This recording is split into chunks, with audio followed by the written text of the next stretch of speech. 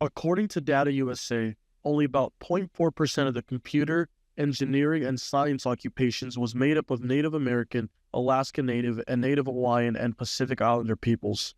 Brad Nipper, director of SkoCode, says they are looking to change that. SkoCode is an AmeriCorps program that is aimed to address the disparity that exists with computer science within communities that are serving Indigenous students, recognizing that statistically, Indigenous populations are not receiving access or exposure to computer science in the same levels that other demographics are.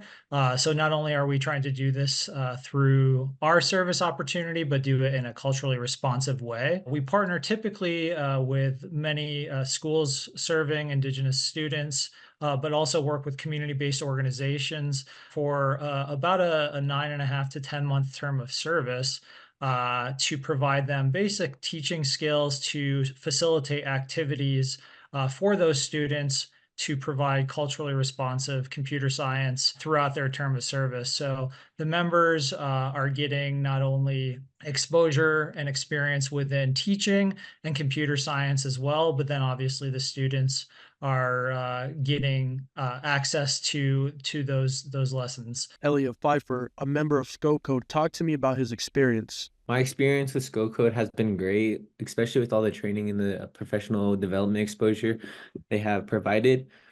For one instance, we had a professional development at the University of New Mexico, and I was able to connect with a lot of teachers from different areas, from like the Alamo Reservation, Navajo Reservation, and then also from Arizona and just many areas, and able to talk to them and hear about their experiences with teaching computer sciences within their school. We had a lesson that we helped the students, one of the schools at Albuquerque Native American Community Academy, and I recently graduated from there, so it was actually really cool to work with the 10th graders that I already had a established connection with.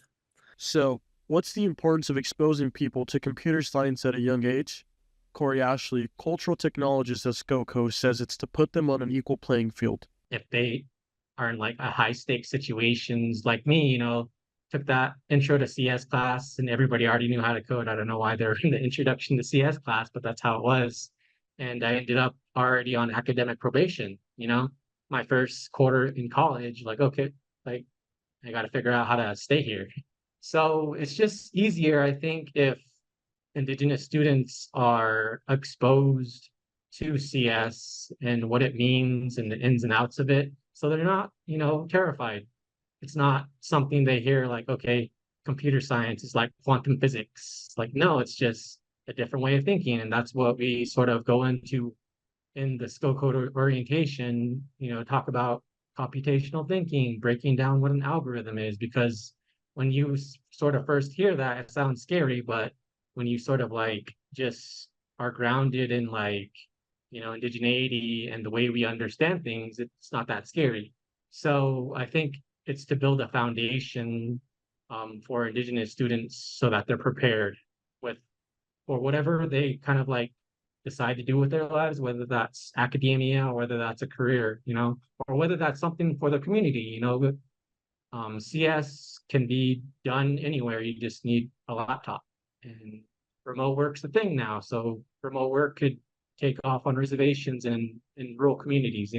It's a way of problem solving, and we just want to showcase that to the students and say like, hey, this is an option. If you want to do this when you grow up, or if you want to go to school for this. SkoCode is operating in 7 districts and is continuing to grow. We're working with schools based in Albuquerque, schools based in Espanola, schools based in Gallup, schools based in Chinle, schools based in Window Rock, schools based in Pine Ridge, South Dakota, as well as community-based organizations in Rosebud, South Dakota. So we have partner sites in all those locations, and we have a number of stakeholders and partners we're working with. One of the primary partners being Amazon, and Amazon is providing free of cost cloud computing certifications through their AWS system that we also provide to the members that are serving in our program. So not only are we providing students opportunities for accessing computer computer science, but we're also providing the members hopefully pathways to professional development,